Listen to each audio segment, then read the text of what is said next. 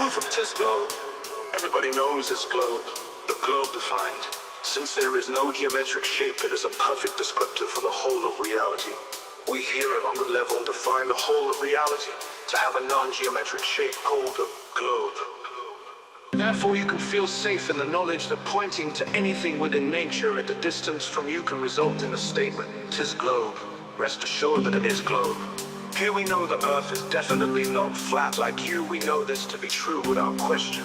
And to think that it is against all known observable evidence. Within these words you may possibly find a belief that you can find enough faith to believe in a non-logical system. The need for logic. And Bev said, "Let there be logic." Logic was given to help us communicate the ancient dogmatic globe with no proof and no argument into a modern day form that unthinking people might paralogize for themselves. In the beginning there was nothing. Going back to earliest recorded history and further, it has been self-evident to everyone that ever lived that 'tis globe. From measuring shadows to watching boats, even measuring angles to lights in the sky, it has been abundantly clear to everyone that performed any of these tasks or not. The only natural conclusion has ever been, 'tis globe. Help us imagine a new way to argue and compete against the old ways of logic and reason. Join us in really critical thought. Let's make independent thinking a thing of the past. Logic, it has to be. Upon realizing years ago, having sure and certain knowledge of 'tis globe, without proof wasn't as sophisticated as first thought. In the beginning there was a need for something to base the already existing imaginometry on. Some sort of non-argumentative system for us build our first principles upon. And then said, "Let there be logic." And there was logic and it was good. Logic was given to help us communicate the ancient dogmatic globe with no proof and no argument to a modern day form that unthinking people might paralogize for themselves. Join us in the new as nothing, going back to earliest recorded history and further. It is that self-evident to everyone that ever lived that 'tis globe. Join us in a new revolution of globe thought. Help us imagine a new way to argue and compete against the old ways of logic and reason. Join us in living critical thought. Let's make independent thinking a thing of the past. Logic is the art of the sophist and is the antithesis to antiquated logic. As such, although impossible, when employing logic, the sophist must attempt to deny the existence of reasoning, the mortal enemy of logic.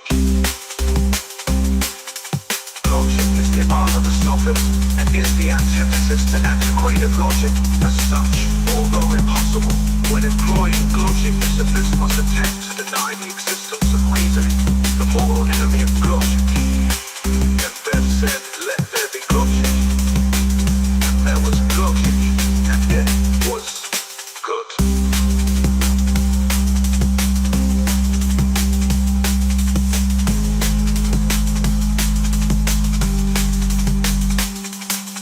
Logic was given to help us communicate the ancient dogmatic globe with no proof and no argument into a modern day form that unthinking people might paralogize for themselves.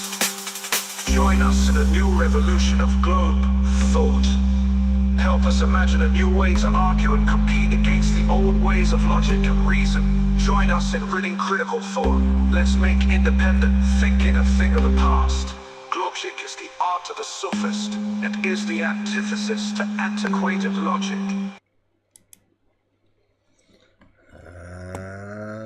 And we are live.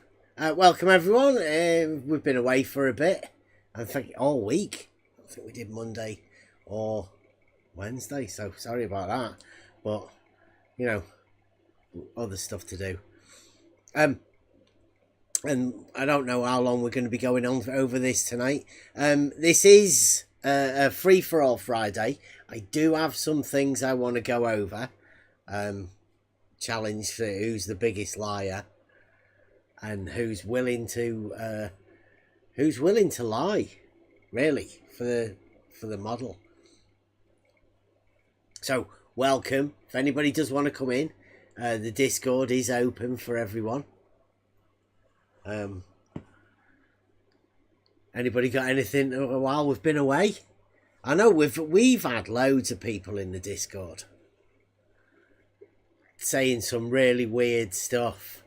Flat earthers are keen to discuss shape of the. In fact, everybody seems like they're obsessed with the shape of the earth for some reason. I mean, what's the? I still can't understand what the big deal is. Reality isn't going to change just because you imagine something about an overall, the whole. So yeah, I don't know. Seems a little bit strange, but I know there's a lot of people that are obsessed with I don't know, trying to draw us into something that I don't think anybody over here can really be asked about. But we're still keen on presenting the logic, right, for reality. Like we've always said, there are proofs in reality, and what stands in reality, if reality is the globe, or the globe is reality, then any proofs within reality will help us prove the real globe. Now, if anybody does want to come and talk about any of this, we've got globe proof. We've got proof that the Earth's not flat. People call it semantics, but really what they mean is we want to think that not flat is flat. And if you call us for it, we're going to call you the person who's going over semantics. Well, yes, the meaning of flat is definitely flat, not flat. It's the law of non-contradiction. You can't have a word contradicting its meaning to be the new meaning. It sounds fucking ridiculous, but that's what's been going on around here for God knows how long. So yeah, if anybody wants to come and have a chat, we know that we know we've put ourselves in a little small corner of a really small corner of the internet. Because what we've ended up doing somehow is we've been placed within this earth shape obsession, and everybody within it is totally mad. And then we've been cast out of that group for talking about reality, which leaves us, well, you know, nobody to listen to, or nobody cares. But it is a proof in reality. So anyway, we're going to go over some videos today. Has anybody got anything else they want to go over? There's always the discussion thread. Oh, It yeah, is yeah. active again right now. Is it? Oh yeah. Let's have a look. Right, so we've got a discussion forum on the Discord, and this one is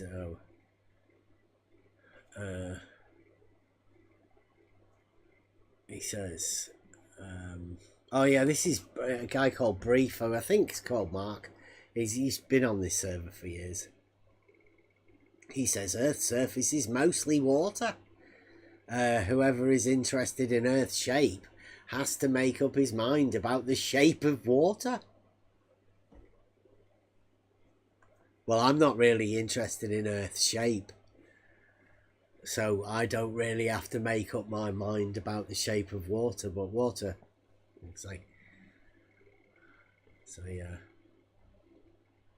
How does he know it's mostly? Oh, that's a good one. A ratio. I know a guy who could tell that the Earth's surface was 70-something% water, I think he said it was, by flying in a plane. He must have done some calculations while he was in a plane. That's AI overlord of the 24/7 flat earthers, so maybe that's who Brief is. shipping companies tell him that what did they say? Surface is mostly water. They might be a bit biased.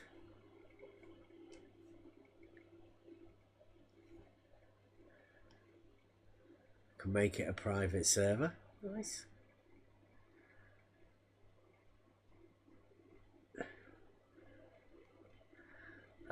What are we going on about? I don't know, but someone in YouTube is saying you're really quiet. Am I? Oh yeah, that does look really quiet. Let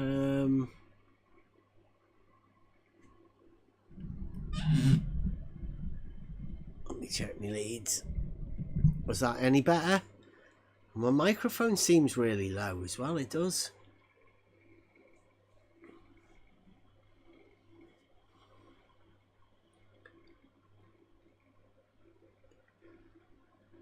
Oh, are they, who are these two? Are they friends? Joe and Brief? Do you not find it strange when you get two people that come into a server who've never actually, well, they don't engage with us and they're having a discussion about something? I don't know about making it a private server, but I don't know. I made a comment. I made a comment because they were very much involved in each other. Yeah. I made a comment that they could do all that in DMs. Yeah, yeah. Right, between themselves, because nobody else is involved at all. It's nobody's getting involved. Nobody wants to be involved. Take it to DMs or make your own server that you two could chat in. And they took offense to that. Yeah.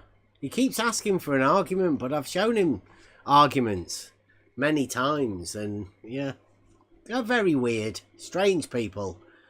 If anybody does want to come in, have a discussion, if anybody's got an argument, because this guy's claimed to have had an argument, and then somebody else has come along and he doesn't seem to have mentioned his argument.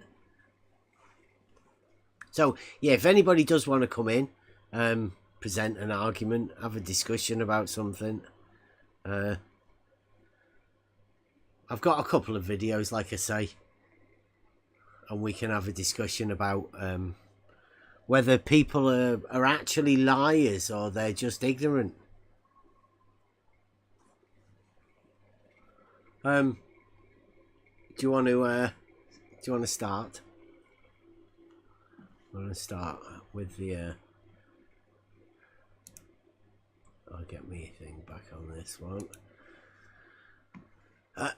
Right, let me sort these screens out. Hey, good afternoon. Hey, Rob. Wait a minute. Are we still in Free for All Friday? Yeah. Okay, I'm gonna bring up something a little bit later when I got a few minutes. Okay. I'll preface it with all the world's a stage. Absolutely. This whole thing and everybody within it are actors as far as I'm concerned. They don't seem to want to talk about reality. They just want to progress their particular narrative. Seem scared of looking at reality. ECV, I think, is the term we use. So I don't know whether we went over this last week a bit, but I'll start off with this video, right? So you've got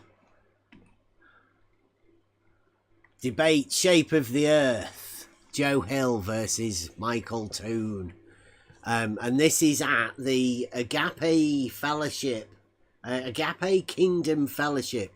A guy called Will Duffy, who's the guy who's leading the final experiment, Frantic Bunny is. Fame, right? He's pushing that at the minute. Well, a couple of months ago, maybe a little bit more now, he invited McToon, and his friend, his good friend, Joe Hill.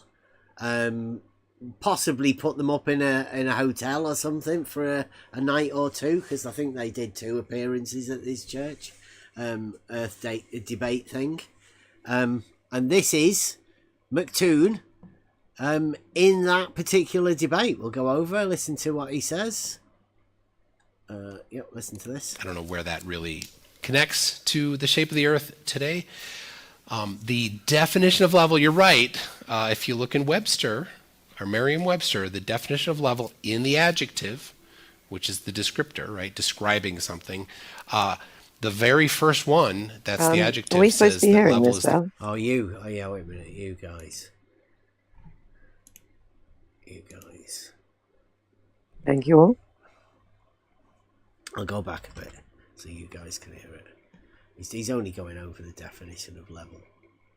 The curved surface pertaining, or the curve pertaining to the surface of the Earth. So let's go back again. The mountains. So I don't know how that doesn't necessarily relate to the entirety of the Earth, and it certainly doesn't relate to today. So I don't know where that really connects to the shape of the Earth today. The definition of level, you're right. If you look in Webster, or Merriam-Webster, the definition of level, cherry picking, in the adjective, which is the descriptor, right, describing something. Another cherry picking. The very first. A very, very refined cherry picking. From one dictionary, he's taking one part of what level means. McToon, this is in a church, right? He's on stage. First one, that's the adjective, says that level is the curved surface pertaining, or the curve pertaining to the surface of the Earth. For A, it says, well, let's get it. Let me just sort these screens out. Let me just get this sorted.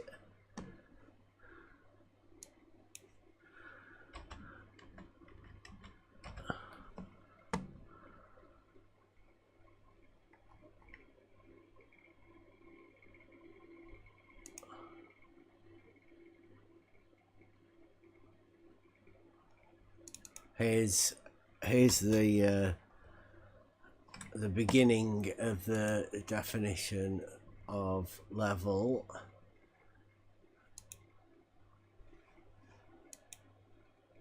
You see that? Oh, I've highlighted all of the bits that say horizontal liquid, adjustment to the horizontal level, horizontal condition there. Especially equilibrium of a fluid marked by a horizontal surface of even altitude. Water seeks its own level. An approximately horizontal line or surface. Practically horizontal surface as of land. A line or surface that cuts perpendicularly all plumb lines that meets it, and hence would everywhere coincide with the surface of still water. This is Merriam-Webster that McToon is wanting to cite, or he's telling people in the church that it says curved, but none in this.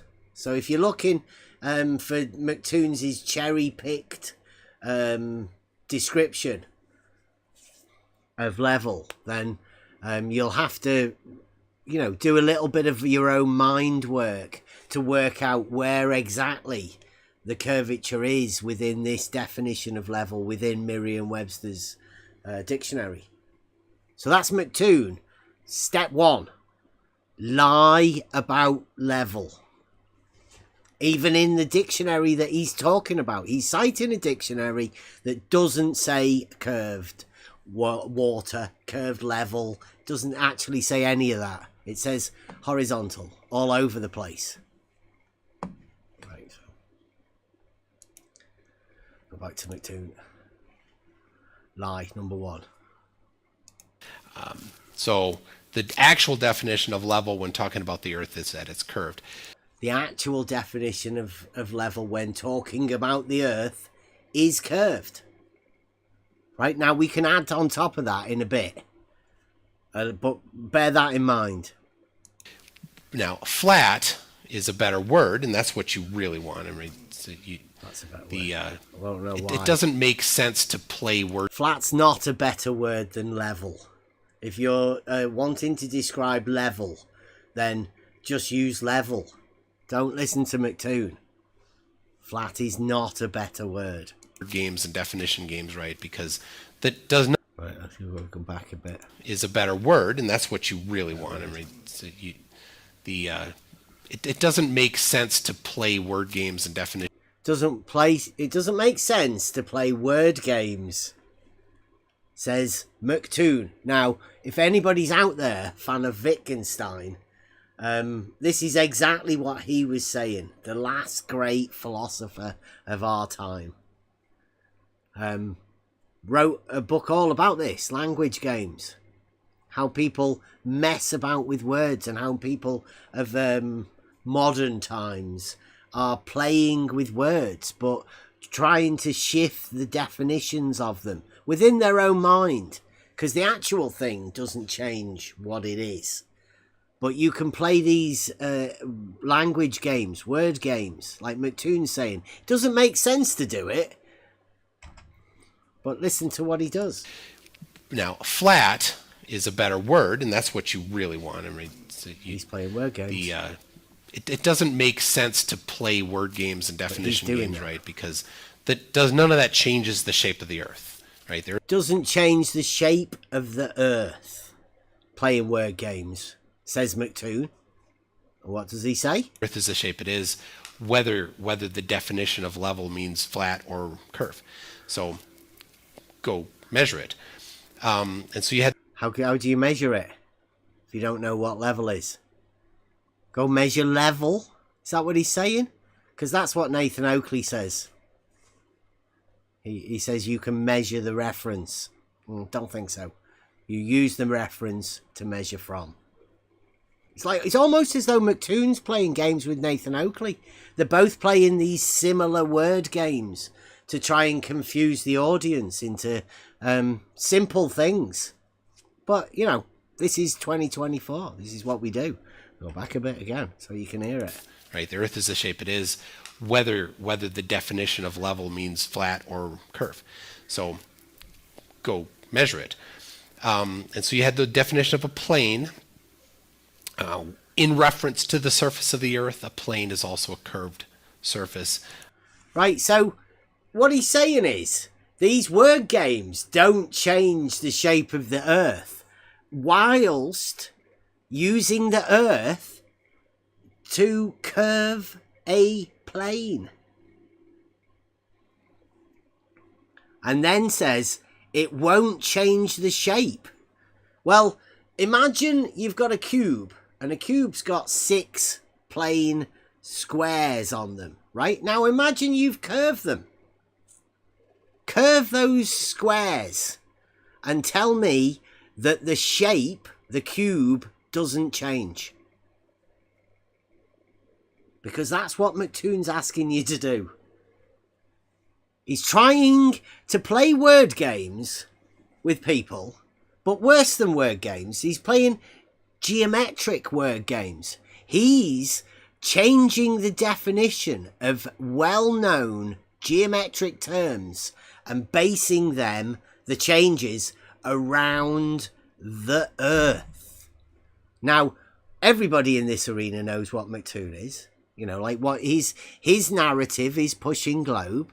But this, what he's doing here, he's doing it on the stage in a house of God.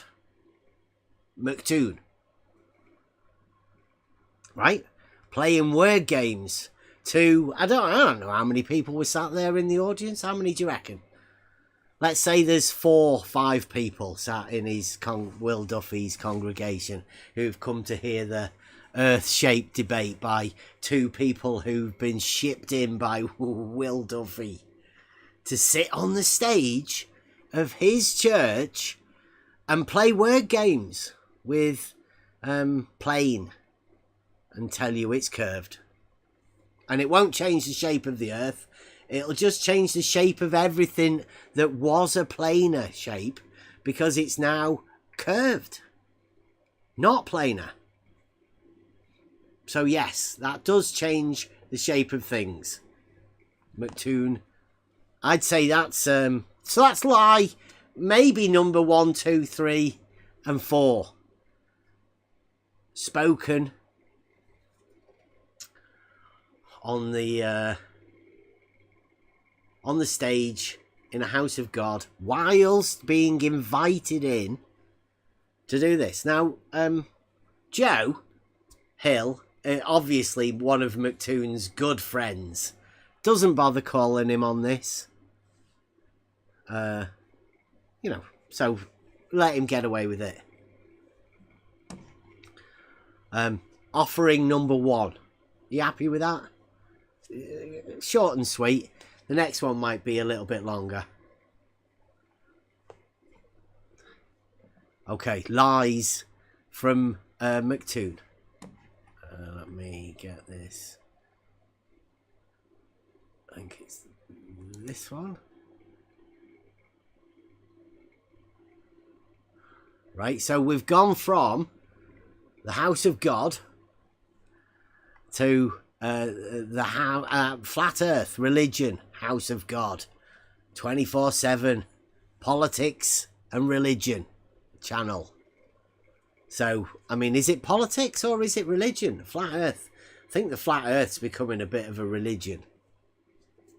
I'm comparing them to it anyway, right? So yeah, on one hand you've got McToon actually going into Will Duffy's church and lying from the main stage for offering number 1, and this one offering number 2 from Flat Earth Discord,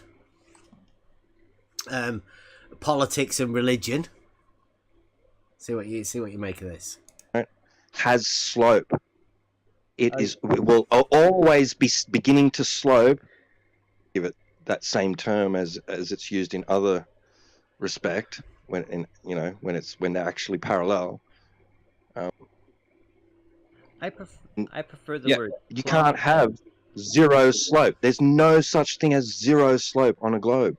Even a straight line, what you want to call horizontal on a globe, right, has slope.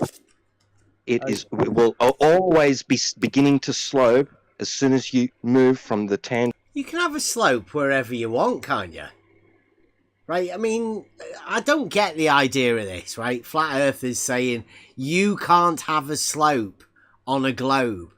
And it's like, well, in reality, we can have a slope. So what are you saying? I mean, it's a pretty bad argument, but...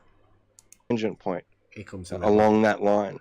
Okay. Make another point along that line. Now it's not 0 anymore. So you can't treat it as having 0 slope. Well, I agree. But if we're talking about if we assume that the Earth is flat, then we could have a 0 slope line, right?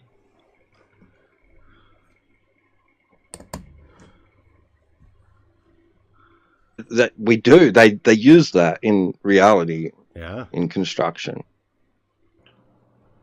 It's not a very strong argument. Are you talking about at distances where the difference from Earth curve by the alleged Earth curve would make no meaningful difference, or at distances where it would make a meaningful difference? It most definitely would make a difference. Okay, most do you have definitely an example? Would. It's just the fact that at any point along a horizontal surface or line or plane, right? Real or imaginary, right? Only at one point on that surface would plumb be perpendicular. At any other point, it won't be perpendicular to that surface. What's he talking about? I'm trying to catch up. I don't know whether the thing slipped or not. Hopefully not. Yeah, Hopefully no. we'll get to this bit. Right. That's but the globe religion kicking in, Bev. That's the globe religion kicking in. Well, that guy's a flat earther. So, I mean, why they're doing that, I haven't got a clue. It's almost as though the 24/7 flat earth guys are handing him a completely globe narrative, right? By saying, what, Plum isn't perpendicular or won't be perpendicular. But it is. It's perpendicular to horizontal. I mean, it's not perpendicular to a 45-degree slope. But, I mean, it doesn't really mean what... No, not horizontal. Sorry, I was saying not horizontal is a straight line. So each end of it, if you have a plumb at each end, those are both perpendicular and parallel to each other. It's not rocket science. No. But that flat earth is saying it won't be. I don't know why. if It we're doesn't matter if talking- it's a millimeter or 100 miles. What would the difference be between flat Earth and ball Earth at a 1 millimeter distance? Would anyone notice the difference in a building or a road or a bridge? They should. They should, because it's beginning to slope after that, where your slope would start. So why wouldn't it? But how Not like much- it is going to be flat or just curving so minutely that it can be treated as flat. And Right, so I've been in this for 5 years. Listened to a lot of conversations. And I'm listening to this. I can't tell what's going on.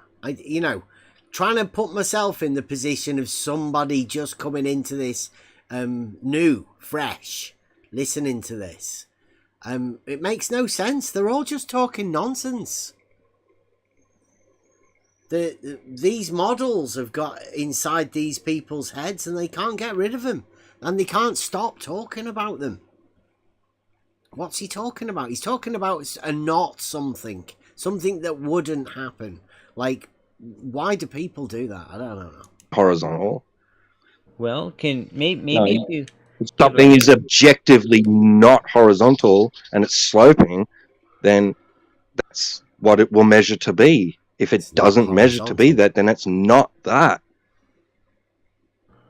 Well, maybe if we had a real life If it's example not horizontal, of then something it's not that was horizontal. actually built Genius. that would have been a problem if Earth was a globe. Can you think of any such example?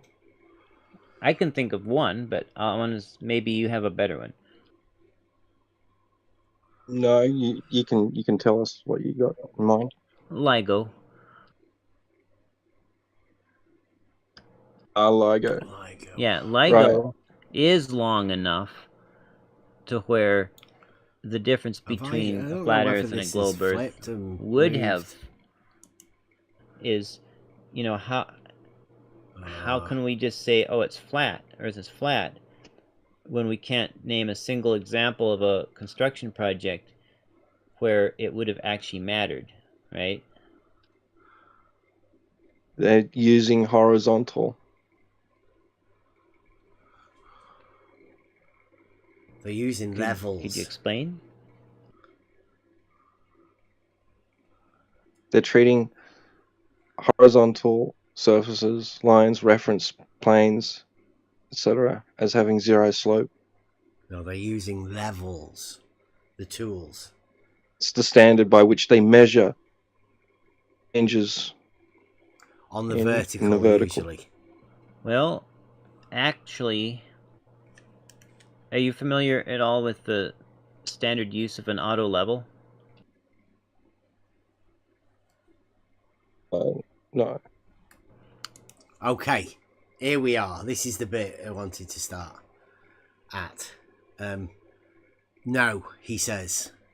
When asked by Jesse Gordon, a guy who owns, I don't know, a 13, I think, theodolites. Again, this is word games. You have to pay attention to the word games that Jesse Gordon, he's been doing this for a fair bit.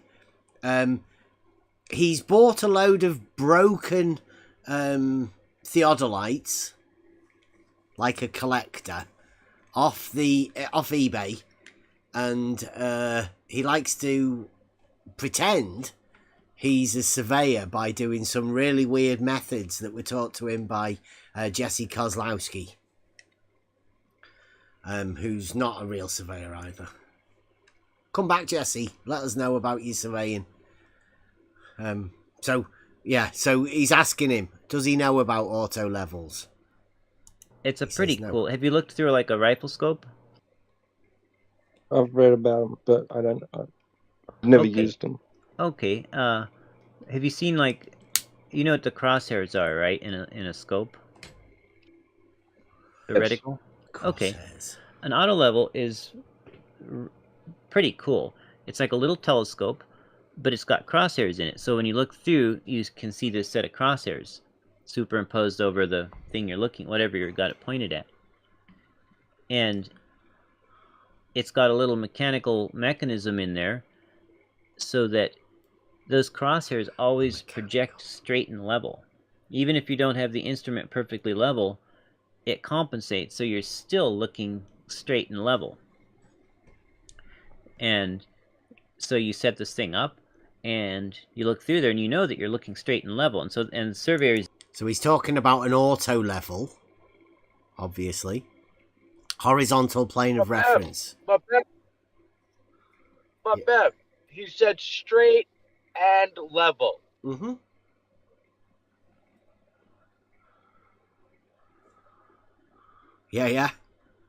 Yeah, because a level is a tool that establishes a horizontal plane of reference. No matter how much, right?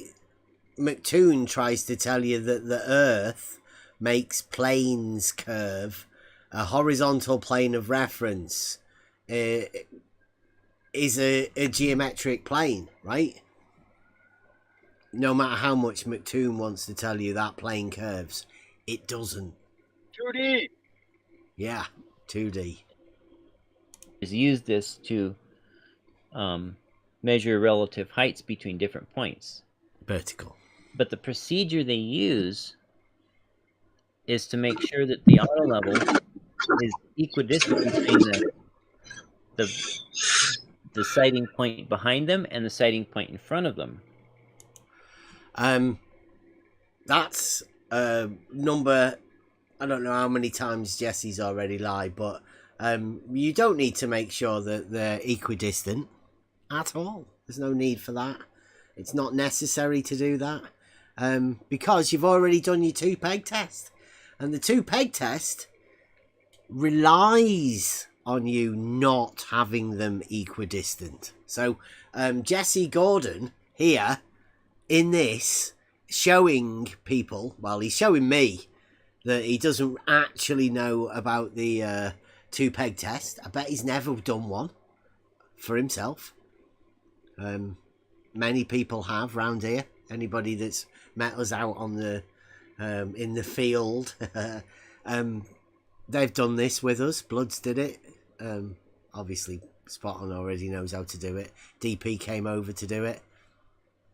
Lots of people have done that with us, and we've shown them, and they can verify. You don't have it to. You don't necessarily have it equidistant. In fact, it's necessary to you not equidistant. So Jesse Gordon showing it how little he knows, but if you listen to him first, he checked with the guy, do you know anything about auto levels? And the guy said no. So Jesse Gordon can go, I can tell you any old shit now, as he does here. Which means that if there's Earth curve, it would be cancelled out when using the instrument according to the standard procedure. Well, seeing as the standard procedure would be a 2-peg test, which relies on them not being equidistant, then we would be able to measure Earth curve, according to Jesse Gordon. But luckily, he's found a flat earther that doesn't know anything about these tools and can't actually use this discernment or any reasoning powers because he doesn't know anything about it to start off with. Which after, this amount of time, you'd have thought people might have got a hint on how important geometry and reasoning, logic, and being able to use your own mind to be able to work these problems out. You'd have thought they might have had to look at it, or unless this is scripted, right? Here's another option I'm giving you. Jesse Gordon and the Flat Earther are playing this act where they just go backwards and forwards saying these things, just so anybody that's listening can imagine this is how a flat earth debate or an earth-shaped debate works, where people talk about things as though they're experts in them when they know nothing about it. Just throwing that out as an idea. So all of the leveling runs actually would work the same on a globe as they would on a flat earth using an auto level. In reality, auto levels work. They use them to measure elevation changes of the land in reality. I don't think anything else needs to be said about it. The geometric principles, when you know how an auto level works, and particularly how Jesse Gordon's just lied, it doesn't work the same on both unless they're both the same thing. Right? There's the option. Reality is reality. And some people call it a globe and some people call it flat. But reality that we're dealing with and actually measuring with the auto level, that doesn't change, and it never will. So you can imagine it fits on whichever model you want.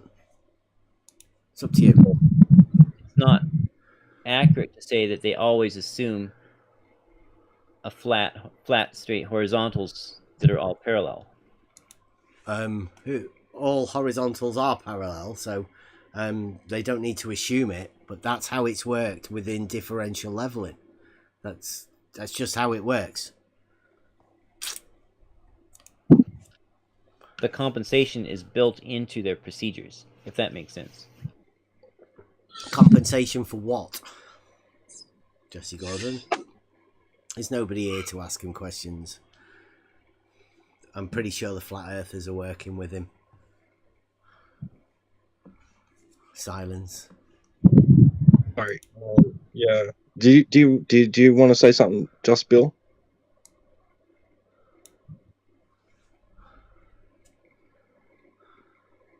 There, Bill? I think he was just hot miking. Oh, was I hot mocking? Sorry. That's all right. But have you been following along? Did you want to respond to that? Auto levels and construction project. Any major metropolitan area. I mean, if you're gonna build on a curved baseline, a curved adjacent, the whole freaking city would be splayed out away from each other. See, where's he talking about a curved adjacent, right? An adjacent is a particular side related to an angle within a right-angled triangle. It's used within trigonometry. You might remember the from school, the SOHCAHTOA. Well, that's because you label the sides of the triangle opposite, adjacent, and hypotenuse. Yeah, sounds like he's talking from the Flat Earth Celestial Navigation Handbook there. Yeah, but because it's Just to related to refute the it, angle, the adjacent can be either of the sides. The one that's not the hypotenuse, because it's related to the angle. So he's talking about a curved adjacent, and everybody knows that right-angled triangles don't have any curves. So he's talking about a nonsense. Yeah, he obviously doesn't seem to know much about it and trying to refute it from that. Well, if if it's a sphere, then you've got a curved baseline kind of coming from that angle, I think. Yeah, So but it's impossible what triangles you're doing. don't have curved No. sides because then they're not triangles. So No. to say curved adjacent is something that a flat earther's probably taught him. Or maybe a globe earther's taught him within the narrative of what they need people to be pushing, because it's a nonsense. A literal nonsense. What we call an oxymoron. Contradiction in terms. And flat earthers are good at doing that because they want flat to be not flat. So this goes in with the theme of flat earthers talking nonsense. Contradicting themselves within their own terms when they're talking about it. I've tried to, talk to people about these sort of the use of words and how we deal with it being 2024, but they say that I'm the one that's got the problem with semantics. Well, I just like terms to be used correctly, particularly when you're dealing with geometric terms, because these geometric terms are the basis of the foundations of where you start. They come before all of the proofs, so you have to rely on the use of words. And the people within this arena just love to band around these things that are just nonsenses. And Jesse's gonna play these games with him as well.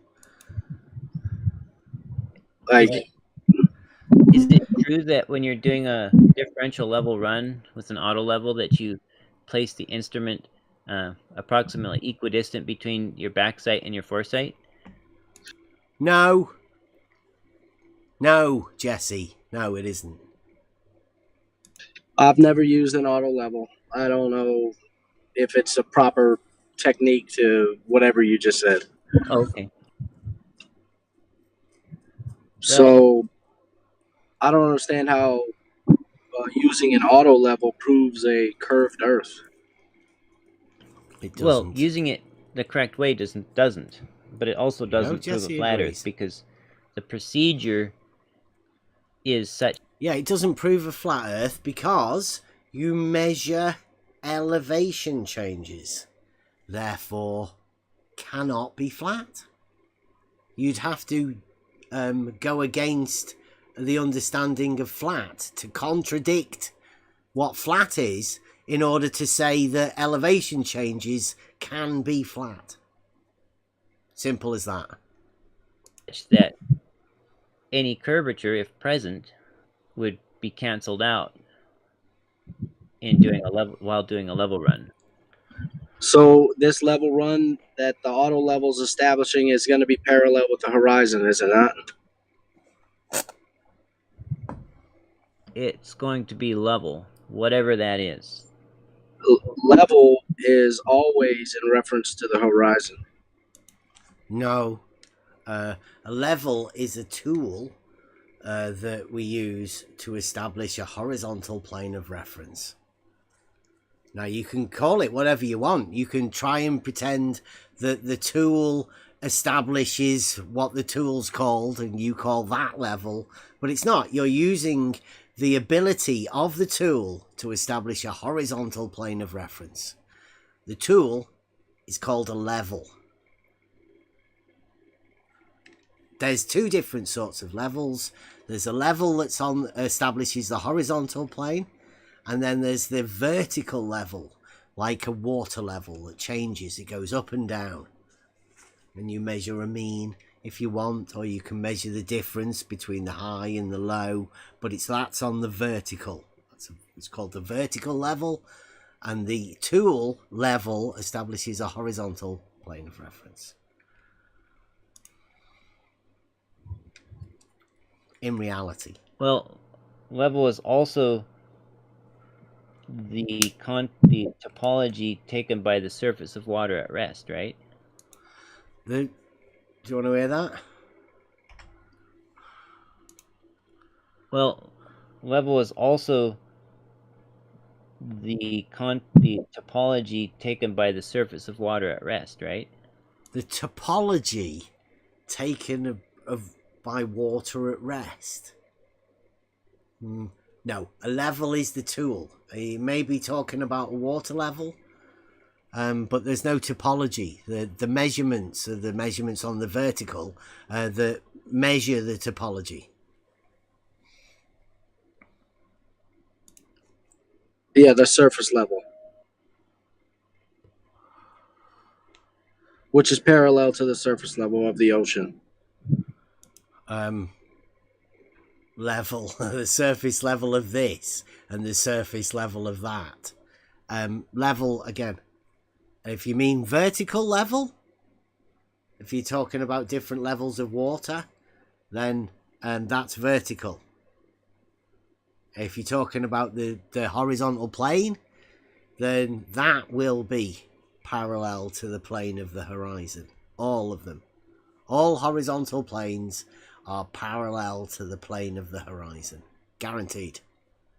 Definitional. So how can something be parallel to a curved line? Because the horizon is a curve. You can't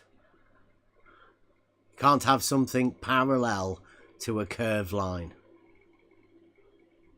Parallel as straight lines within a plane. Line. Let me go back and listen to that. Jesse Gordon. So how can something be parallel to a curved line? Because the horizon is a curved line. Horizon is a curved line, even though the plane of the horizon is quite evidently horizontal. Maybe Jesse Gordon here has been taking advice of McToon and thinking that planes in reference to the Earth, they curve. So he might be thinking that the horizontal in reference to the Earth is this curve. Well, bring back bendizontal. How about that? McToon and Jesse Gordon. Where? What do you mean the horizon is? No, it is not. Where's the curvature in the horizon? It's right there. Okay.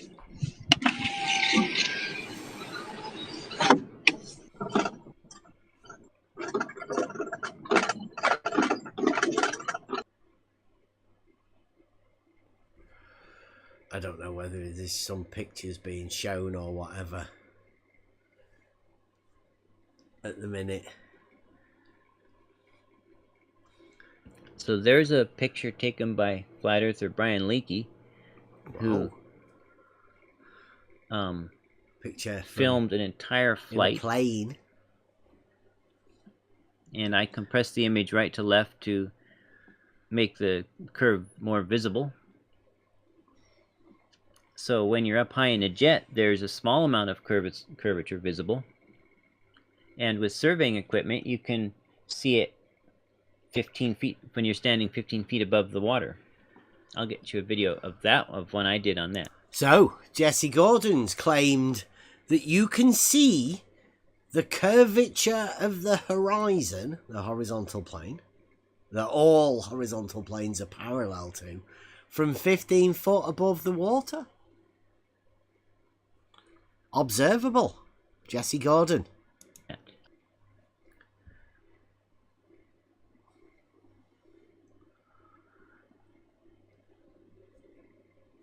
You've got to remember this surveying profession. These are professionals. Chartered.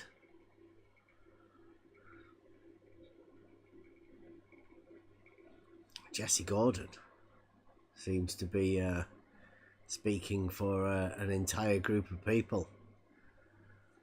Don't think he's got any qualifications other than the fact that he's bought a lot of theodolites over the internet, broken theodolites. I'm not too sure what else he's got. He may have read some manuals. It's gone quiet. There, I dropped a video for you where I use surveying equipment to project a flat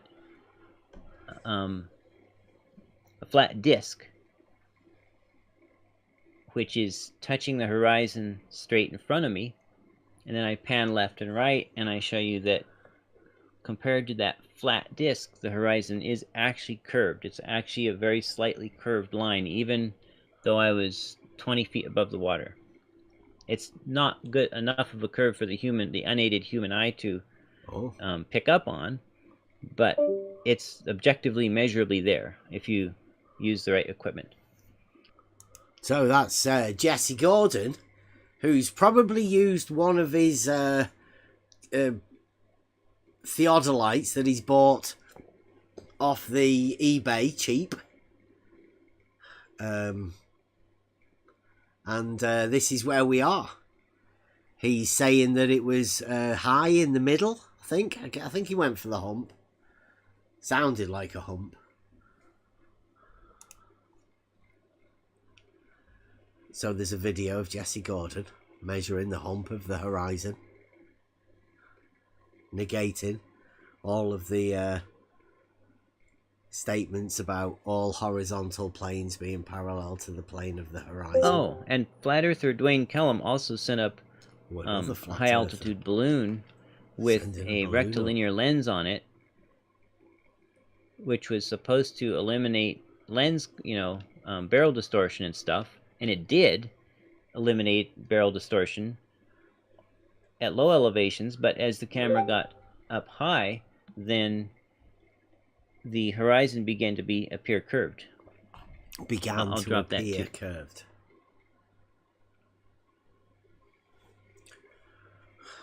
Jesse Gordon.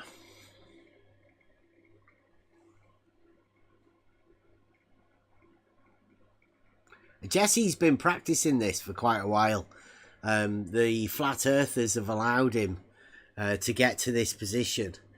And nobody's called him, obviously. Good evidence that... Well, other than me, but he doesn't want for whatever reason, even if Earth is flat, the horizon line is objectively not perfectly straight. Topographical horizons never will be. How do you know it's not an error in your tool?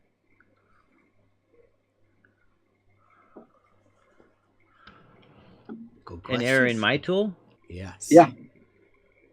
Good question. Well, I have a bunch of them, and it doesn't make sense that they would all have a strange error all the same, even though they're from different manufacturers in different countries even. And got a collection. I'm just saying, I can't rule out that your tool's out of tolerance. Well, it passes all the tests that the manufacturer says to test it, so... He's bought them cheap off eBay. So he says that's a manufacturer's problem. Don't think so. I think it left the manufacturer's problems when it was bought by the first person that owned it. I mean, chances are that Jesse Gordon's bought these because they're for parts or something. Because they're broken. They don't work. These are worth a lot of money, these things, when they're working. You don't go buying 13, however many he's got now, like £10,000 machines for the love of it. Because he's not a trained professional or anything. He's just got an obsession with theodolites. And flat earthers, and talking to flat earthers about something, he shouldn't really be doing, because he's speaking for professionals without actually knowing very much about it, other than buying these broken units off eBay. When was the last time you had it calibrated? How did they get it straight? I've not paid anybody to calibrate it, but the manufacturer gives instructions for calibrating it. It says take it to a shop to get it calibrated. It doesn't give you instructions to calibrate it yourself. That's not something that they do.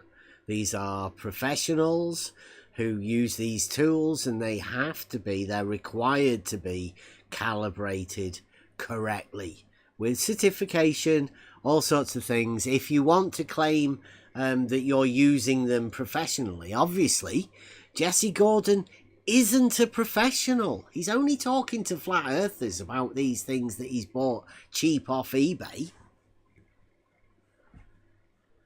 And so, I mean, he can get away with saying this. But what you have to remember is there are professionals who actually do this job, who Jesse Gordon seems to be speaking for here, about saying that you can calibrate these yourself. Don't. Any professional will tell you that. Just take it to the calibration place. They're the ones responsible for that sort of thing. They're calibration shops. Check it out. There wouldn't be calibration shops if you were allowed to do it yourself. Which is, if you take it to a calibration shop, they just get the instructions from the manual and follow them. So I don't know why I can't do that. That's a lie. Well, I mean, if I get a ticket from a police officer, right, and I challenge the last time he's calibrated his radar, it gets thrown out of court. Why would we hold that standard in a court of law, but not here in this conversation? Because he's talking to a flat earther. He's within the narrative of this thing. Listen, would it really make a difference to you if I went and got this calibrated and did it again? Right, now Jesse Gordon, he's been doing this for years now, practicing this routine round and round. One of the main things is getting your tool calibrated. Now, we've had this conversation with him about calibration and how you calibrate your tools. We had similar conversations with George.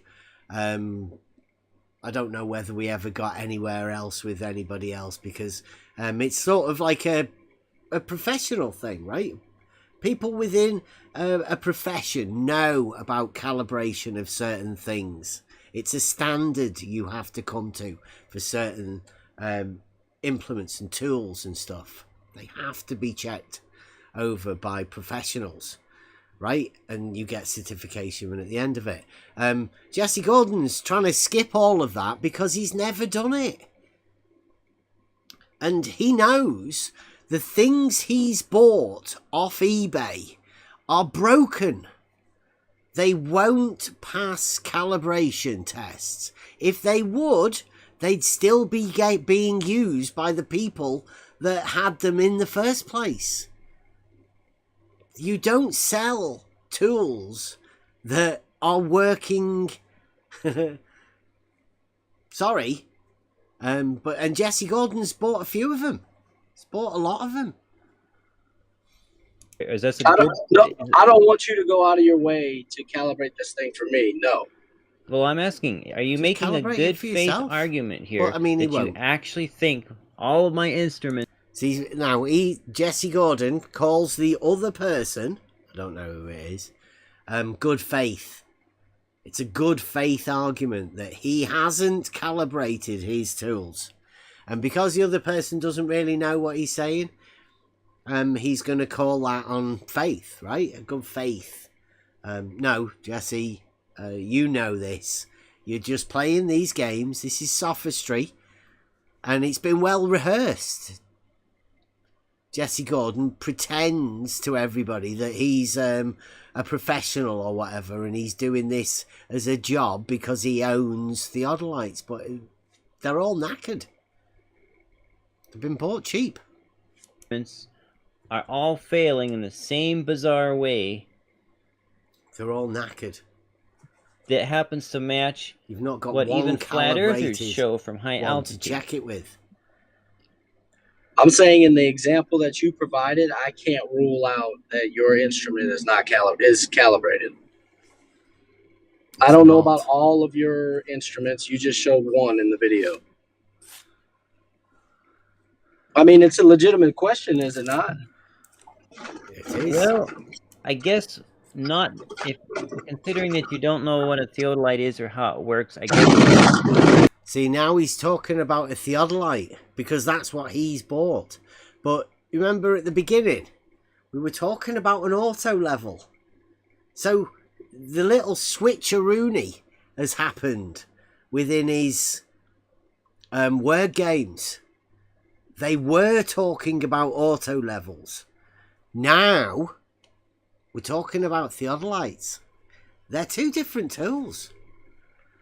An auto level is a level that establishes a horizontal plane of reference. A theodolite is an angle measuring device. Measures angles on the horizontal plane and within the vertical plane. That's what a theodolite does.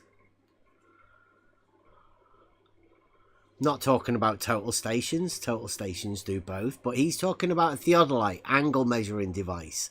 Not an auto level, which is what he started the conversation off with. Just be aware. Jesse Gordon. Have you never heard of Jesse Gordon, Banner? He's been practicing this. He was introduced on Jose's channel by Jesse Kozlowski, as Jesse Kozlowski was leaving the arena. As he was doing his Jesse Kozlowski, he left Jesse Gordon in here, right? Because here's the thing. Don't let anyone know this, but I have stated this many times before. Surveying is a highly regarded profession. The people who have them, degrees or whatever for surveying, have to go through a strict check. They're like lawyers in the fact that they're chartered. Because they're dealing with property rights, they literally cannot be seen to be lying to the public. So much so, within their charter or whatever, their oaths, they have to not lie to the public. So if you want to know why Jesse Kozlowski and any of these claim to be globe surveyors are not around, it's because they cannot represent their profession and lie to the public. So everybody knows that, in reality, level is obviously horizontal, and that's how differential leveling works. So that's why you'll never see a surveyor in this arena, because were they to talk about their profession, honestly, they get the same response that I've got, because that's all I've been doing is talking about what happens in reality. And they may have their family life questioned. They may have all sorts of things. They may have Nathan Oakley calling them, saying they've been to prison for unspeakable acts. You never know. You never know what might happen when some people hear that in reality, level is horizontal. And that's on the real globe. Let's hear Jesse go on.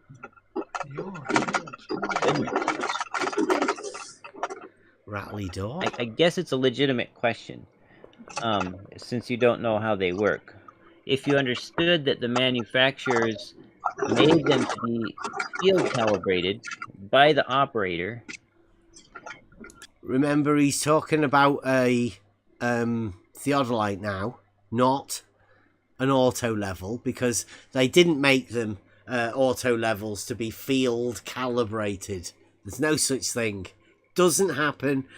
Jesse Gordon has done a switcheroo with the word use, and he's now talking about a theodolite. You can't field calibrate theodolites, but just to point this out, Jesse Gordon is playing a little word game, and I don't think the flat earther that he's talking to is he's got his mind on the game or whatever, because he's probably not listening. It's Jesse Gordon, and gave the instructions for that in the manual. And if you understood that I followed those directions, and that it was just as in calibration as it would be if I took it to a shop and got a pretty little sticker. See, look, he's trying to say to the guy that's in there now that he can calibrate these things himself, and it would be just as good as if he took it to a calibration shop, which he hasn't got a clue about how you calibrate a theodolite or anything. But he thinks he can do it just as good as the paid professionals. Yeah. You can tell that this has been an act, right? And the guy who he's talking to has to be compliant. He wouldn't get this sort of response over here, but he's not over here. He doesn't have to do it with us. Doesn't have to come and try and do this sort of stuff. Then it wouldn't be a valid question, but yeah. Well, I mean, What did they use?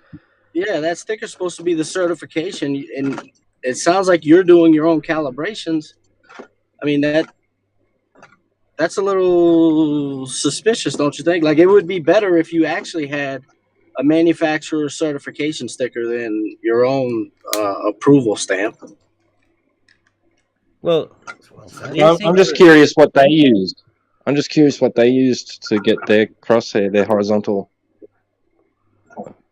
not have slope. How do they know that their horizontal on the crosshairs doesn't have slope? I don't know what he's talking about. I'm not sure I understand the question. Yeah, it doesn't make any sense. Well, you're using those crosshairs as a gauge, right? As a reference.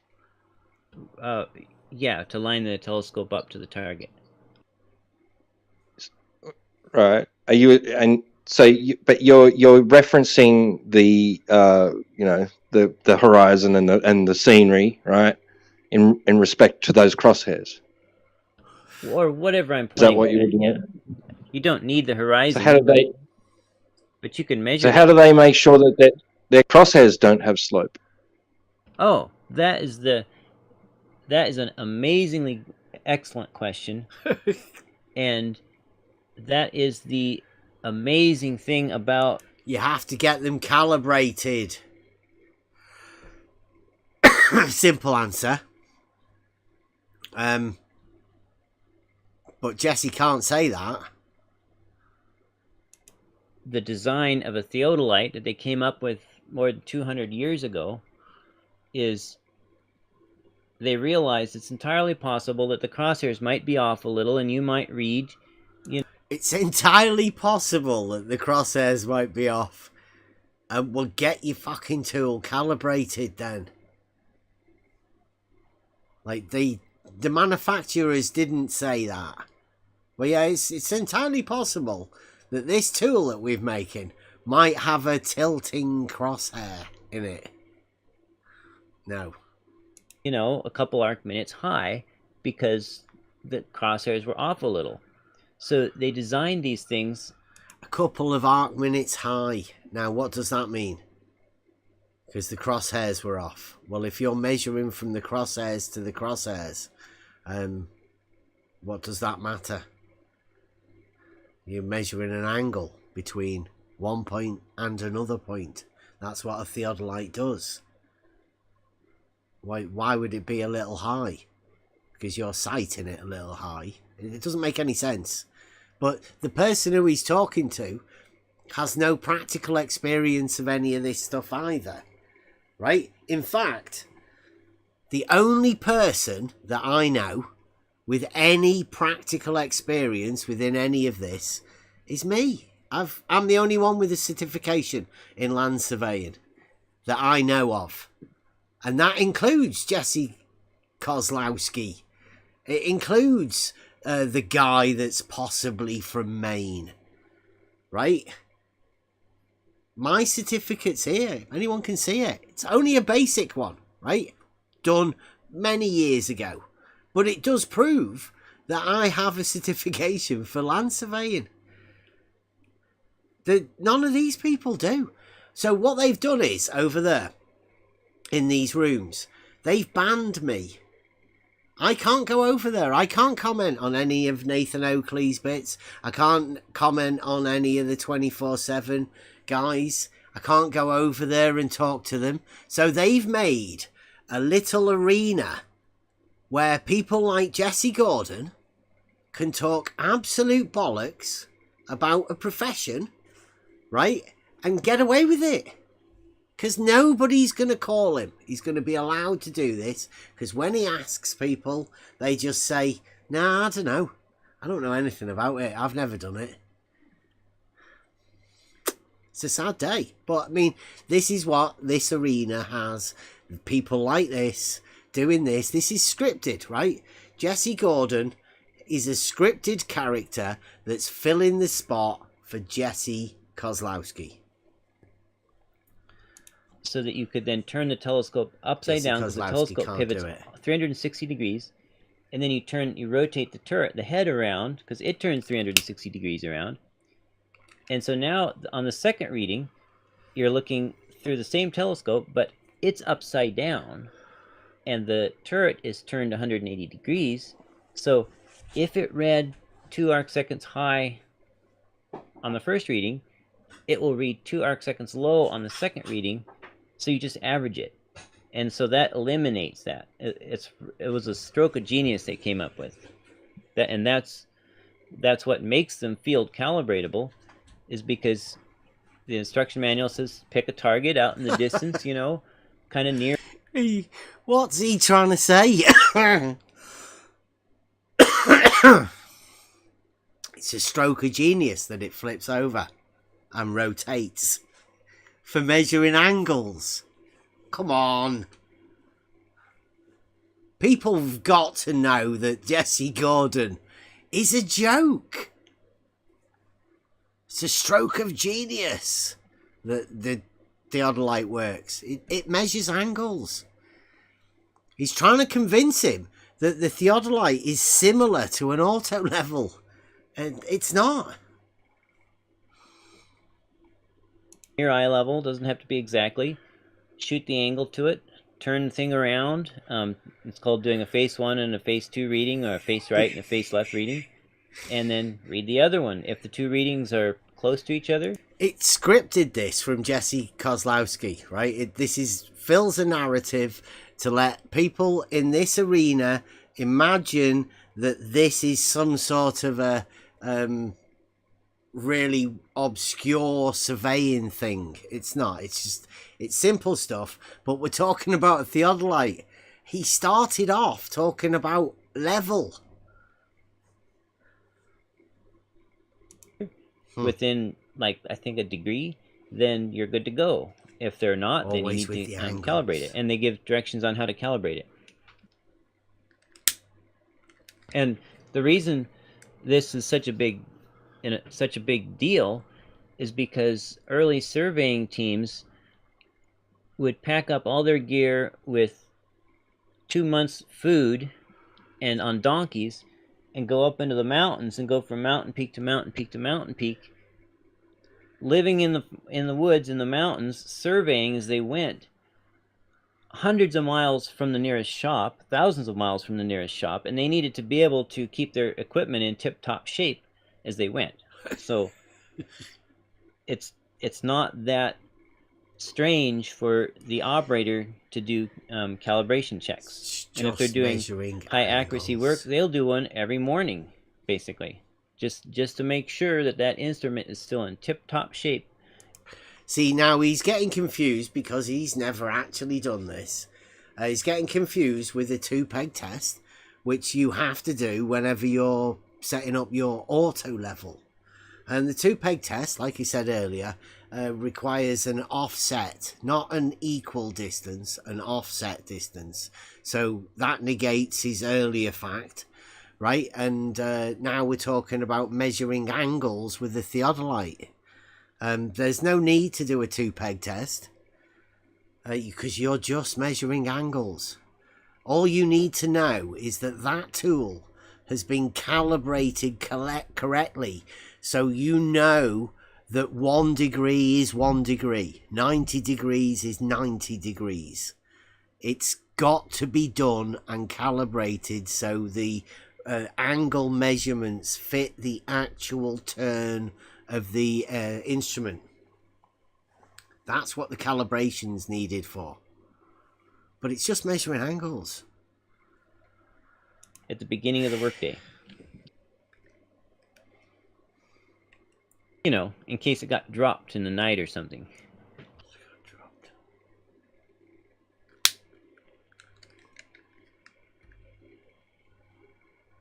So this is a lot different than, you know, the radar gun. How's a cop going to test a radar gun? Maybe his speedometer, he can't check it against the speedometer because cars' speedometers are notoriously off. And actually, that's why they would use a tuning fork with them, I guess. That would kind of test them.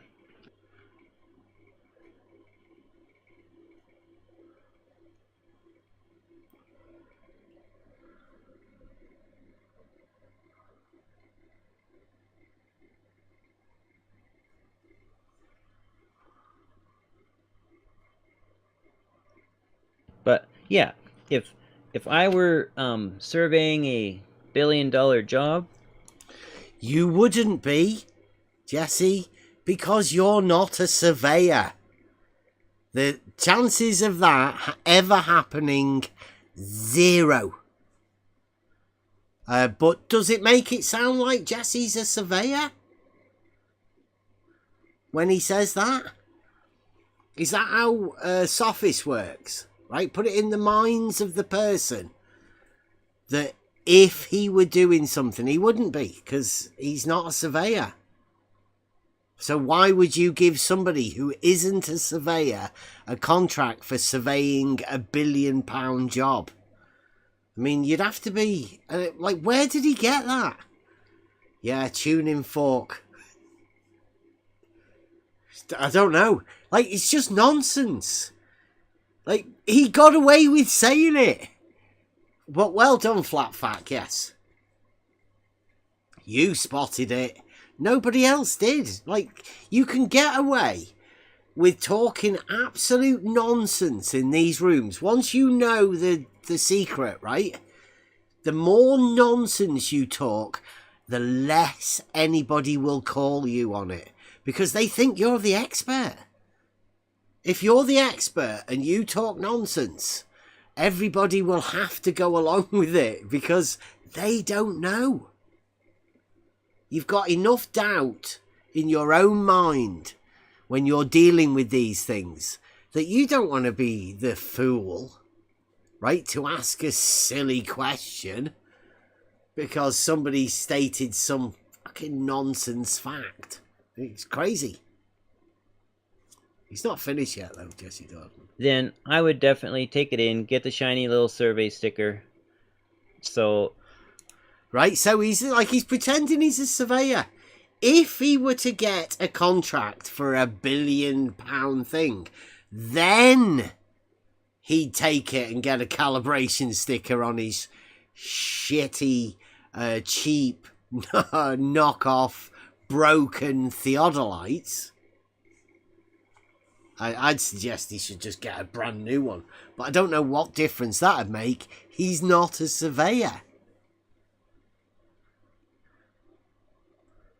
That if somehow something was off, I think and they came to me and I could say, "Yep, see, I got the sticker." It's all about the sticker's all about the blame game. The sticker's all about the blame game. No, it's certification, to show that your tool is within calibration standards. Not blame game. Just literally a necessity, really, for professionals. Well, what would Jesse Gordon know about that? But in reality, when it comes right down to just everyday common stuff, the way they're designed, it's extremely unlikely that they would all be giving the same errant reading, if that makes sense. Just measuring angles. Especially when they pass the manufacturer's calibration procedure. They pass the manufacturers. He's bought them second hand, cheap, off eBay or, off the internet. So, the manufacturer's calibration happened a long, long, long time ago. modern day sophists.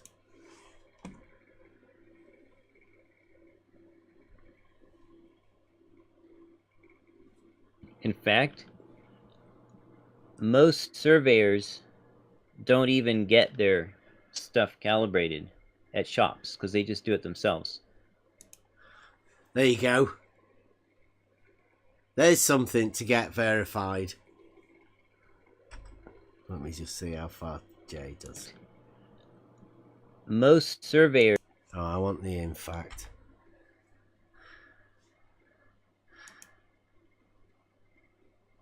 Jesse Gordon.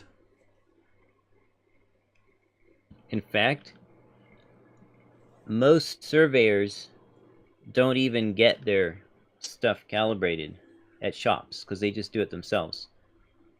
Most? Can someone ask Jesse like what that process? Because it sounds like he's done it. What does that process of calibration actually look like? Describe it. Yeah. How do you do it? I would like to see the survey that he did to find out most surveyors. I think he'd find how drastically wrong he is within that, right? So there's your choices for tonight.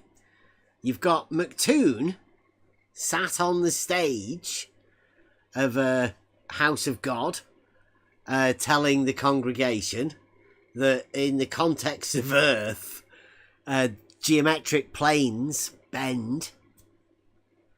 Or you've got Jesse Gordon speaking on behalf of a profession that is very highly ranked, along the same lines as lawyers with respect to public standards that have to be upheld. Speaking for them, saying that most of them would be just disregarding that stuff. You don't need to go to shops to calibrate it. What he means is he'd be scared to go there because when you go to one of these calibration shops, right, they make sure that the auto level is establishing a horizontal plane of reference. That's what they do. Within the theodolite, they're calibrating the angular turn and making sure that the numbers represent the actual turn of the angle. That's what they do for theodolite. So the calibration of a theodolite is just upon the angle and the representation of the angle measured within the instrument with the actual angle. Obviously, they've got a calibration table with all of these things set on it so that they can do the auto level over a certain distance. They use mirrors to establish where the horizontal is. And obviously with angles for the theodolite. But that's Jesse Gordon. Now, Jesse Gordon has been practicing this thing as McToon has. It's scripted. McToon and Joe, the friends that went all the way across America to do that lying on stage at Will Duffy's church, they've been setting that up. They're friends. They've done a couple of these things. It's like a travelling Earth debate thing where, McToon can say some nonsense about Earth making geometric planes bend, and Joe will sort of allow him to get away with that. It's fine. And Jesse Gordon's been going around these flat Earth rooms, obviously telling complete lies about a profession of people, pretending. See, I would say he's sort of giving the impression that he's a surveyor.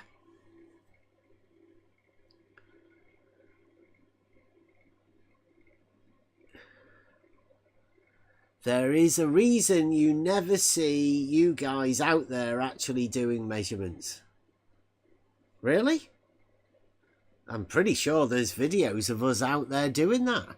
Everybody that was in the Discord had a chance to show you why you don't do 2-peg tests through cameras. We've done all of this sort of stuff, Negator. Like, just because you've never been involved in any of it, or you've never bothered watching any of the videos, you've never came out here when we are going live, when we're out there, but we only go live to Discord, and you've never been here. So that's the reason why. Now, the reason Jesse Gordon doesn't know about the 2-peg test is because the same reason for the calibration. Jesse Gordon cannot know about the principles about a 2-peg test or the geometric principles of a level establishing a horizontal plane of reference because he's model afflicted. He's only out here because Jesse Gordon can't be. They need somebody who's willing to spend a lot of time misrepresenting a professional group of people. It's almost as if they, it's all scripted, so they know that no professionals are actually going to come out here anyway. I mean, I'm the closest you're going to get to that. And look what they say about me. We just talk about reality and how these tools are used in reality and how we measure elevation changes in reality. And yeah, that's what's going to happen to any actual surveyor that ever comes and talks. So I'd say leave the surveyors alone. But what I would say is be absolutely certain that Jesse Gordon isn't a surveyor. And he's not speaking for surveyors. He's misrepresenting surveyors. He's sort of giving you the impression that surveyors don't even calibrate stuff at calibration shops when it's required. Their tools have to be kept up to calibration, as any professional would know within any profession. All of these things have to be calibrated. Even the gas boiler has to be checked. Well, that's what calibration is.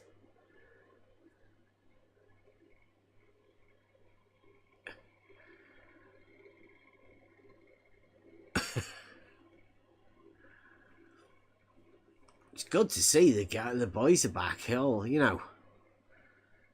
Negator. Always text happy, Negator. Is that because, you can't come in and talk? You've lost the ability to talk, or, claim to be one of the best debaters that the Globe guys have got. But, I mean, a model afflicted debater is no good at all. But welcome back, I guess. How long was he away for? Neg? Must have been a couple of years. He must have took his break like Jedi and all that. Timed break. And then put you back in again. We need you. So what does everybody reckon? Which one of those two is the worst? Somebody lying about a profession that, could get into serious trouble if they did anything that Jesse Gordon was saying. Because, I mean, if a surveyor had said to Jesse Gordon, then what sort of a reputation do you think that surveyor would have? If, yeah, I don't bother calibrating my stuff. Do it myself. Costs money to get that certificate.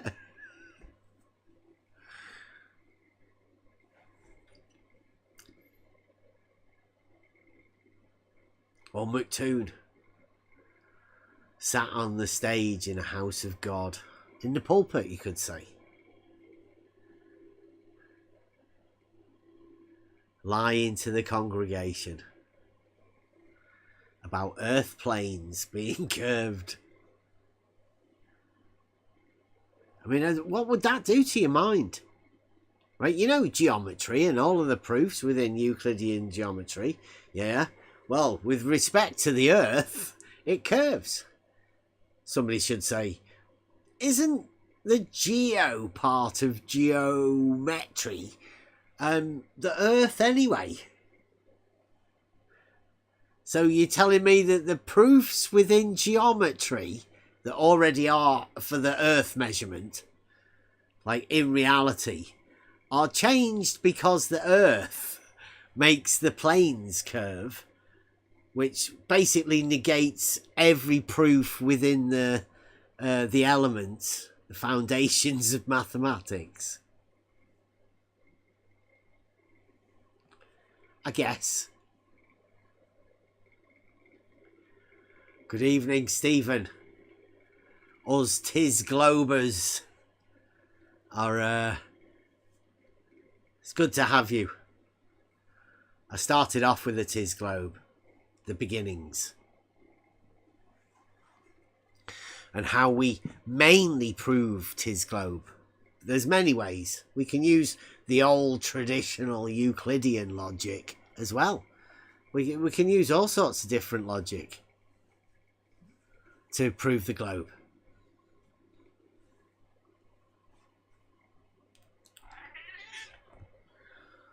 And it's obvious that the Earth's not flat. Only the die-hardest flat earthers, talking about the FED guys, they're the only ones that are still committed to a flat Earth. Going over. I mean, are we all right with that? Is anyone else there?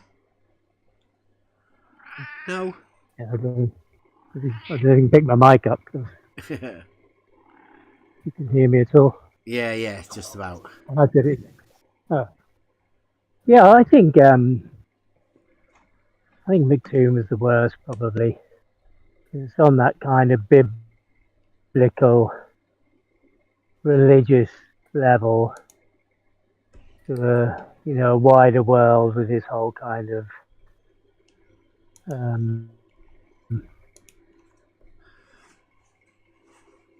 Antarctica thing. His blatant lying there. Well, I mean, they're both blatant lying. But I think trying to convince kind of people that planes bend. Smaller Yeah, I think. Arena in a sense. Whereas the thing with McTune is obviously, I think it was just one day. I think he'd been, yeah, I think it goes over a lot of people's heads, especially in that environment, in a church environment, or people, if they aren't really aware of the whole conversation in any depth, or they're not really thinking clearly about the geometrical Who's here? principles of it.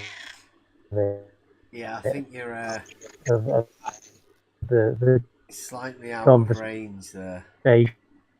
He's probably going to find me in about. And he's been invited to the church. Then there's a whole different level. Oh dear.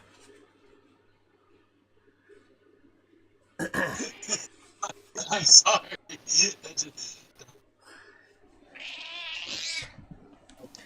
I don't know what that. There wasn't much coming out there. You might have to find a better place. I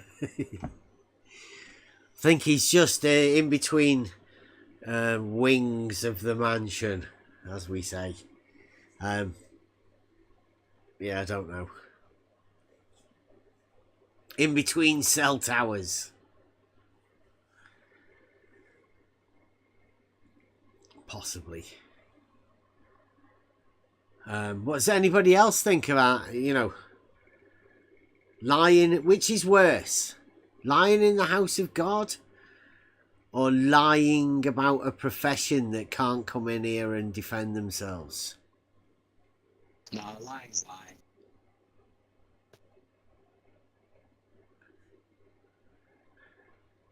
I can't think. Uh-oh. Is that Rob as well? Is it Discord got a bad connection or something?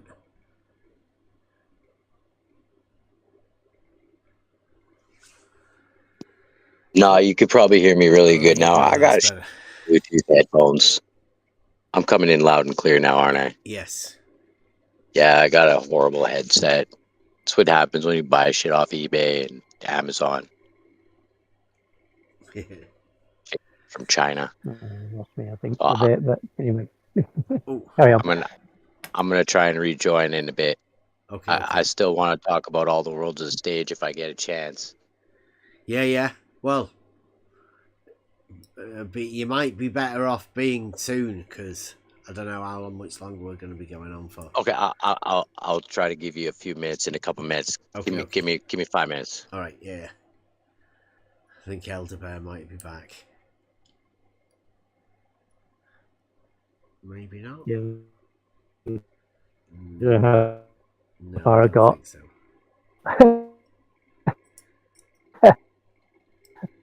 I just think it's going to be difficult for the flat Earth for them to.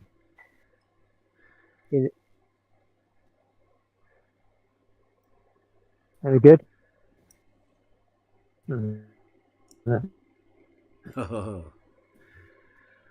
Yeah, you're still coming through a little bit broken.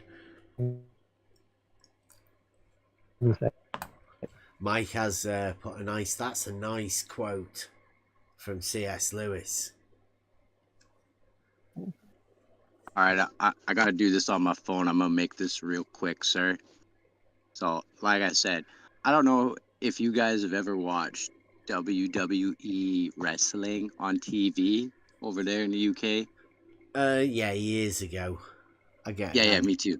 Hulk Hogan. So I turned on the TV yesterday, and it was Donald Trump's inauguration of being inducted as the next nominated president, and I watched maybe like half an hour of it, and it was filled with people like Hulk Hogan, Kid Rock, and Dana White, all glorifying Trump like he's some sort of wrestling superhero. It felt eerily like watching the WWE TV show, but it's in order to vote for the next president of the United States. All the world's a stage. Yeah, I mean, if of you course, get a chance, it is scripted, isn't it? it was uncanny the way the crowd was reacting. That if you were to go back to like 1985 and watch wrestling, it's just like that. So it's all just entertainment. Thanks, Bev. That's all I had. If you guys ever get a chance to just have a like 10-minute glance at the Republican National Convention, you will laugh at how much of a show it is. But this is the state of their country right now. Got a super chatting. Yeah, it's bad ways. It is 2024 though, right? They are all actors. They, like at least with Reagan and Trump, they're up front. They've been behind the camera. They tell you, they let people know that. Super chat came in. Stephen Jarvis, £5. Evening, Bev.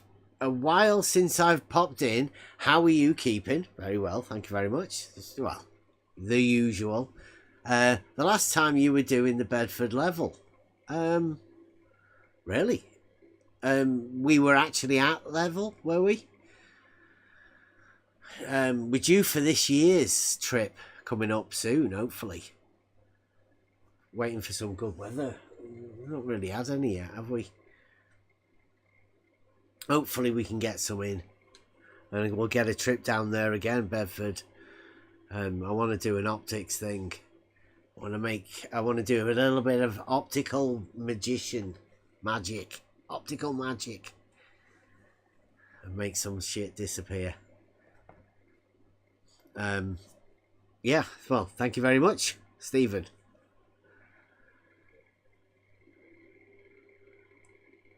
Yeah, it's all of this stuff, I would say, is scripted. Because, as we found out, nobody wants to actually talk about reality. They all want to play this model game. Is it this model or is it that model? Like that C.S. Lewis quote says, two falsehoods. Once you've been in this for long enough, you begin to see the similarities. And once you've been in it for a serious amount of time and actually watch the plays occurring, you can see that there's little difference between a flat earther and a globe earther in the way that their thought processes go. They've all lost all sense of logic, and they have to rely upon an oxymoron, a contradiction in terms. And it shows by the way that they want to change definitions of things.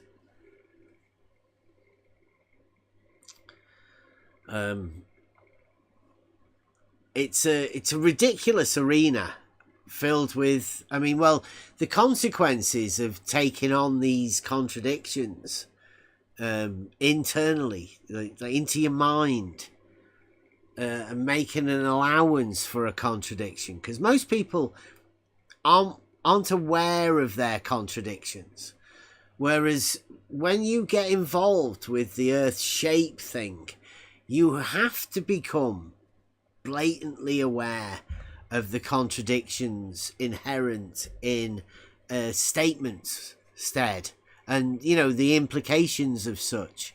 And once you learn Euclid, there's a structure there that shows you what can be done upon the definitions and where those implications can go. It's called geometry because it's how we measure things in reality. But these people have got a model that forces them to have a contradiction based within that proof system. It's ridiculous, really. And that's why it's so hard for them to communicate and talk about it, because the reasoning, the logic based behind this thing is one of the things that has to be contradicted. The model dictates it has to be.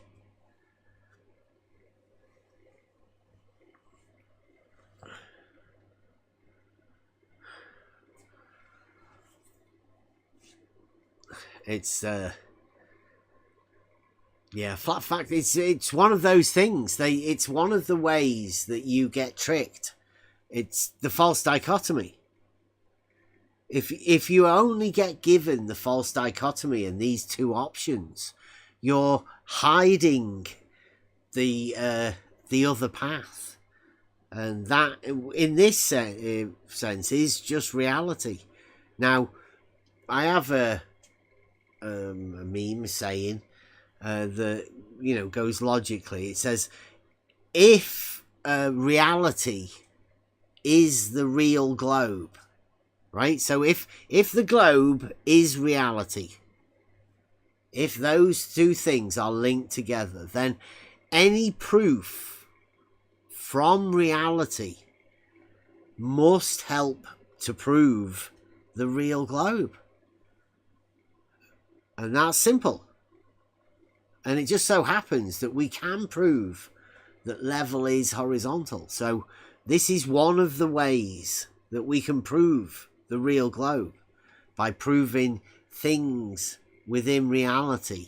And how could that be denied? That must be part of the reality that we live in. Therefore, if the reality we live in is the real globe, then you've got to put level being horizontal on it. You've got to. Just find another contradiction. Maybe that could be the contradiction. Just put that on the globe and say, yeah, because that's what most people do without even thinking about it. These are the contradictions that are held by everybody that knows about this. That's another reason I don't think surveyors should be involved in any of this. They do their job as they do it. They don't need to be informed that the globe that they think they live on is different than the real globe that they actually live on. I mean, it's no different at all. It doesn't change anything, just other than what they think. And do you really want to be bothering about what people think? Because they do react pretty violently sometimes.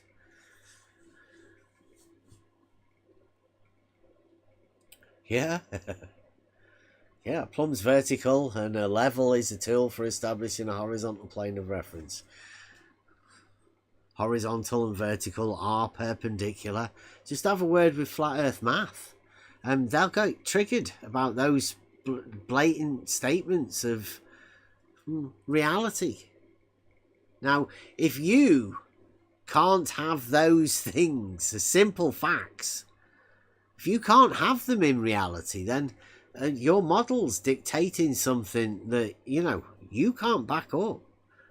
Maybe it's the way you think of your model and your model dictating something that doesn't fit with reality.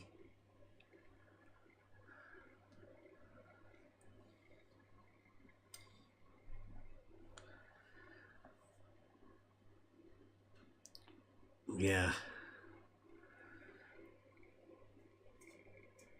It's it's okay to repeat all of those things but I mean, go out and get some experience.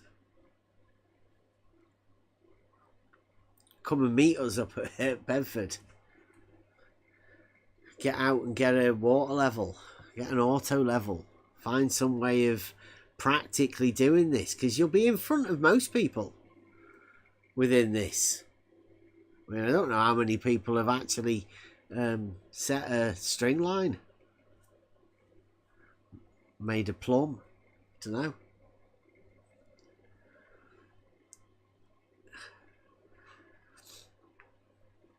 Well, vertical's a straight line, as is perpendicular. Relationship between two straight lines. But like McToon said, in relation to the Earth, planes curve. So maybe that's vertical planes too.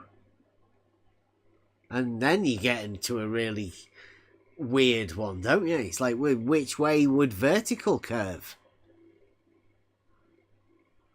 Which way would a vertical plane curve? Because McToon says that planes curve. But I mean, I don't know whether, this is the reasoning part of it. I don't know whether McToon understood the implications when he says, on the stage of a house of God to the congregation, when he says, in relation to the Earth, planes curve. I don't know whether he realizes the implications of that. I mean, what happens to a vertical plane? But I mean, that is just talking to the congregation of a vicar, right? He's invited them in. So, he's like, McToon, I need you to come over and do an earth-shaped debate in my church. And he's like, well, I live on the other side of the country. He's like, well, it's all right. We'll set you up in a hotel. Bring your boyfriend. I mean, bring your mate and we'll do a flat earth, globe earth thing. And he's like, well, I've got a friend. He didn't bring Brenda. He might have brought Brenda on his trip. in a hotel. You never know. McToon and Brenda and Joe, so they've got like 2 hotel rooms, trip all the way over, and they're doing that. So he's invited them in. Will Duffy should know that, you know, perhaps Will Duffy wanted McToon to come over and lie to his audience. Perhaps he said that. Perhaps he said, Will, we need an Earth-shaped debate thing going. Do you mind coming over, Toon, Michael, and lying to my congregation? And Toon's like, yeah, I'll come and do that. Do you want me to tell him that planes curve with context to the Earth? Like, well, that'll make it. Does that make it globe? It's like, oh yeah, makes everything globe, even verticals. Even vertical planes you can make into a globe as well, with curving planes.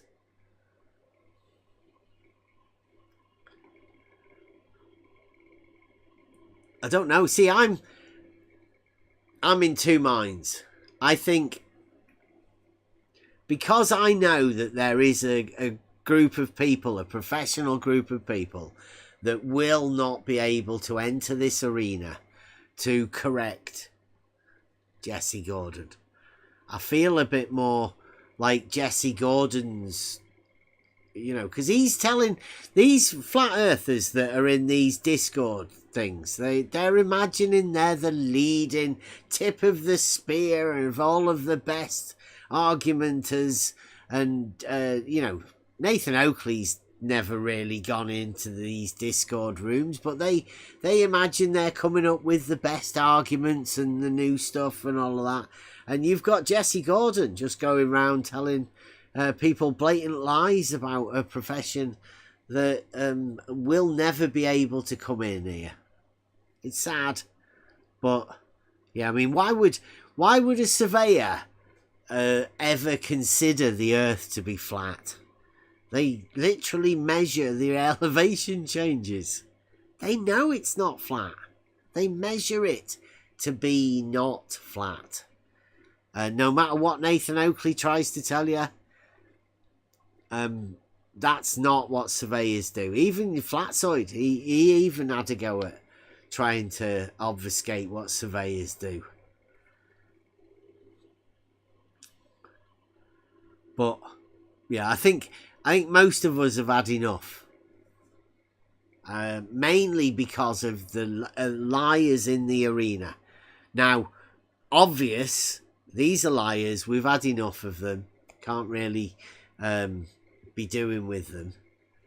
It's not even worth exposing them because they've already been exposed. But they're allowed within this arena. It's all being scripted in front of everybody's eyes. All of this stuff. And you're not going to have any say. I think they're setting Jaren up for another interesting moment over at the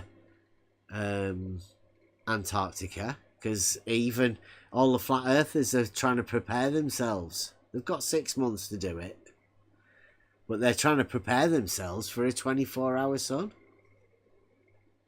in Antarctica. How would they deal with that? Can their flat earth have a 24-hour sun in the Antarctic? Hang on, Beth. Yes. I see the sequel to Behind the Curve being filmed as we speak. Well, yeah. Neil deGrasse Tyson is going to be there one day after. Right? So, take that what you will. That means there's going to be a camera unit set up, ready and waiting for them to go there. And Jaren's already done some things about the 24-hour sun. So wouldn't it be great to the final experiment to take the flat earther to them and they actually see the 24-hour sun and say, yeah, that's what happens on a flat earth. Interesting. It's a weird arena. When you're not concerned about actual reality, right? Because if there's a sun, then there's a sun. Hang on, though, Bev. I just want to say that if there was a 24-hour sun in Antarctica, we would have gotten footage of it by now. It happens every year in the north, like in Iceland. You can see it every year, and people film it all the time. You'd think after 8 years of me being here, I'd have at least gotten one legitimate video of it in Antarctica with all their live stream cameras. Zilch. Thank you, sir. Yeah. Yeah, but I mean, what would it change? I mean, it's not going to change anything about my reality, what the light does. Because what the light does, the light does. It's not going to change anything for me.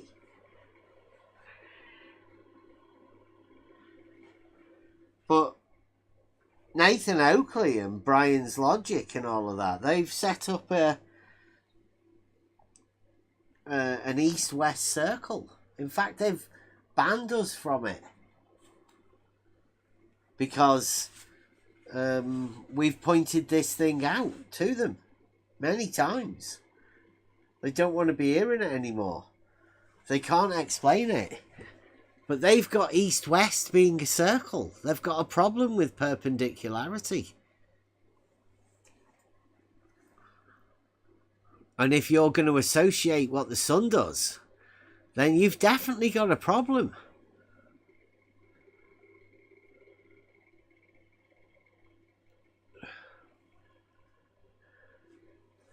Surveyors know that the Earth ball is a pretty big ball. A really big ball with a convex curved surface. Really? Nice. Are you speaking on behalf of surveyors? The same way Jesse Gordon was speaking on behalf of surveyors? Because George, you've put surveyors know. You can't back that up. That's just a random statement said by somebody probably triggered within the chat. I don't know why. Are you a surveyor, George? And if you know, then how do you know? And how, particularly, I'm more interested, really, though. How do you know that other people know? Although I do, I use the everyone knows 'tis globe.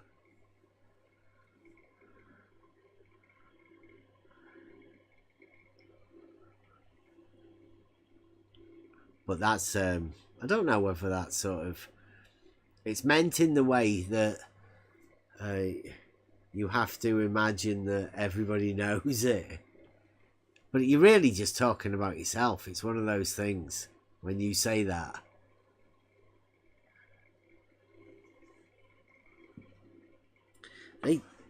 It's not that, you know, they don't come in because of that page. I think there's a thing that occurs once you accept a contradiction. It's hard to undo the contradiction because, like Euclid, you start off with the first principles, the building blocks, and you take it from there. Well, these contradictions, the acceptance of a contradiction comes as the solving of a problem. The problem's that hard to solve that the only way that they can solve it is to accept a contradiction within the problem. So they accept both that and the not that within it. That way they accept and they internalize the contradiction. Then upon that, that allows you to be able to use this acceptance of a contradiction multiple ways. And then it, obviously, because it's internalized within your reasoning, self-reasoning process, then you're lost within that loop. And you cannot accept a logical understanding, because that would mean you accepting the knowing of the contradiction, and that you're knowing that you are holding a contradiction. Because most of them will justify it by saying it's not a contradiction or whatever. It doesn't really make much difference once you've accepted the contradiction, whether you accept it or just deny that it is a contradiction. Most people tend to say, it's not a contradiction when you use an oxymoron, or they'll use any way of being able to justify it. But the first sign is, because it's hard to spot when people have done it to themselves, but they'll make allowances for other people to have this. It's why the globe guys make allowances for the flat earthers and the flat not flat, because they also hold their own contradictions, which are very similar. Like we said earlier, both sides of this thing are both very similar. Stick to reality and find epoche. Definitely a better way. 10 o'clock. 2 hours. That was good, wasn't it? Anybody got anything else you want to say? Oh, Emma, you didn't do your 9 o'clock thing, or did you do it in the text?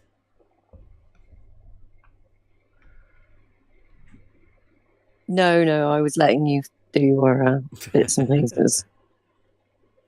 Also, I don't know if anybody's here that was here earlier, so... Yeah. Right, well, I want to make a brew anyway, so if anybody does want to come in and have a chat, Discord's open. Just join the Discord, click the link underneath it in the video or wherever. Pop on into the Discord, come and have a chat. Be setting a new channel up for gaming this weekend. I'd say I'm pretty much done with the flat earth arena, but we've got proofs. People still need to see it.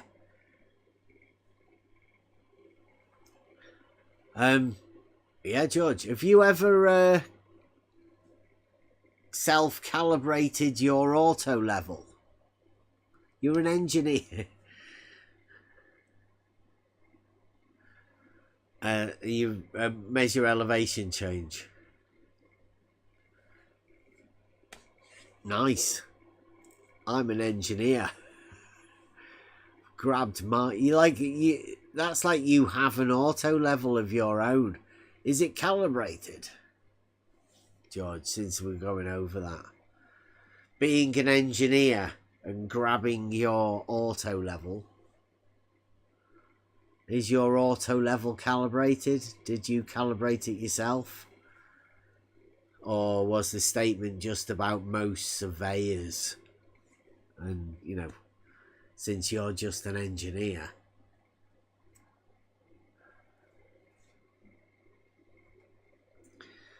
I think we had one of them say, I'm an engineer. Turns out he was a computer engineer.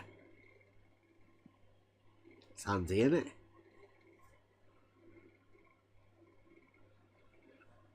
Right, anyone got any, obviously nothing's going to be coming back from that.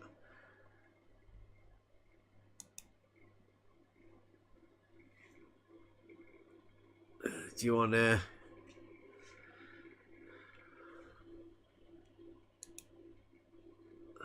Do you want a globe? Tis globe. Outro.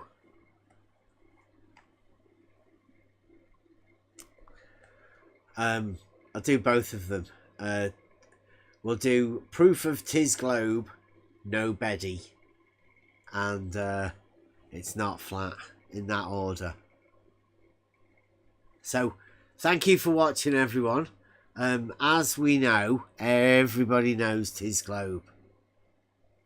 And there's lots of people out there in lots of different chats. None of them have got any proof. We have. Here, on the level. You want to come and discuss it? If you think your proof is better than ours, get your arguments ready. Pop over. Let's discuss them. Let's have a proof off. See whose is the best proof. Ours has been rated 10 out of 10. We'd have to see about yours. I'm used to calibrate all my instruments yourself. Somebody playing the game. George is an engineer. He calibrates it all himself. Yeah, I'm a calibration engineer. George used to say that. Okay. Thanks for joining. We'll be back. Maybe back on Monday. I don't really know what's going on. I think this is going to be the try thinking, and then we're going to have the gaming. So the gaming's going to be separate. Most of the stuff I'll be doing will be on the gaming channel from now on. But obviously I've got some stuff to do on this. Hopefully, try thinking will be changing, and yeah, we'll be calling out more liars and stuff. People, if you want to come after me, you know, we've got to watch a PT video.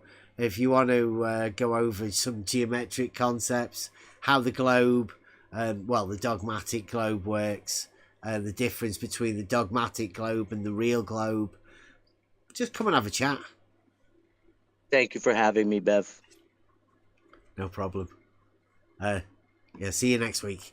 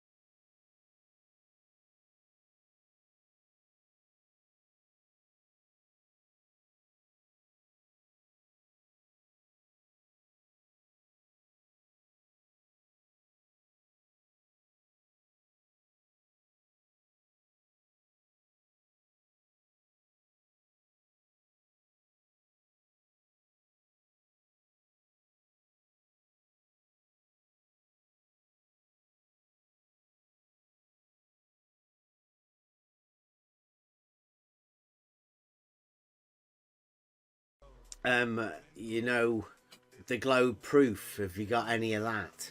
Or is that just us? What do you mean, the globe proof? Well, I mean, proof of globe. I mean, What would that be? You're the logician. I know we I'm not, jokingly apparently. call You said- you the proofless logician. No, you said a few months ago I proofless wasn't a logician at dogmatician. all. Right, okay. You said I wasn't a logician, remember? Well, yeah, like I say, you're proofless. Yeah. So that doesn't, you No, can't you really, actually can't said I really wasn't. be a logician without Fair any enough, proof, so- can you? Right, so there's no point asking me. Well, I know, yeah, because you haven't got any. I mean, that's obvious. I said, like, you haven't got any, but we have. Like, we're the only ones with this proof of globe. Yeah, so I asked, so what is that? What, the proof of What is the your proof globe? of the globe? Well, it's dogmatic, isn't it? Yeah. Everyone knows 'tis globe. It has been shown that with logic, everything and anything can be linked to 'tis globe. Geometry axioms 4, 5, and 6. Therefore, all existing proofs within reality can also be used to prove the real globe by extension of these basic simple axioms that everyone knows to be unquestionably true. Real-world practical uses with logic can be shown thus. In the real world, it is thought to be known as 'tis globe. And anything that can be proved to be true in the real world can be used by progression of these universally changing axioms to be proved by axiomatic extension of the real globe. What follows is some logic proof of globe. Logic states if G then G, and if G and G then G, therefore it can be proved directly by and globe, and globe, and globe, and globe, and globe, or indirectly by it's not flat, and globe, it's not flat, therefore 'tis globe. Or if it's not flat, then it's not flat, then it's definitely globe. We can safely say it's not flat, therefore 'tis globe. Rest assured that we will continue to progress the proofs of globe. Globus trollens, the globe that affirms by affirmation. Globus trollens, if 'tis G, then not flat, therefore 'tis globe. So starting with the premise 'tis globe, we can say, in the reality we live in is 'tis globe, 'tis G. Then the reality we live in could not be flat, 'tis not flat. We prove it by then that the reality we live in is not flat, 'tis not flat. Therefore the reality we live in is 'tis globe, 'tis globe. Confirmation through globus trollens, globus balance, the globe that affirms by denial. Globus balance, there's not, there's not. Therefore, starting with the premise it's not flat, not, you can say, if the reality we live in is not flat, not fluff, then the reality we live in is not flat, not fluff, then the reality we live in must be 'tis globe. The reality we live in has been proven to not be flat, but then not fluff. Therefore the reality we live in has to be 'tis globe, 'tis globe. Confirmation by globus ballens, globus ballendo trollens. The globe that affirms by denial of affirmation. If that, then not that, not that, not, therefore that. Starting with the major premise that 'tis globe, we could say if that reality we live in is 'tis globe, then the reality we live in can't be not that, not that, not. Through logical deduction, since it's clear to everyone that ever existed in the known universe that 'tis globe, the natural conclusion is that 'tis globe cannot be at the same time both be that 'tis globe and not that, not 'tis globe. Therefore that must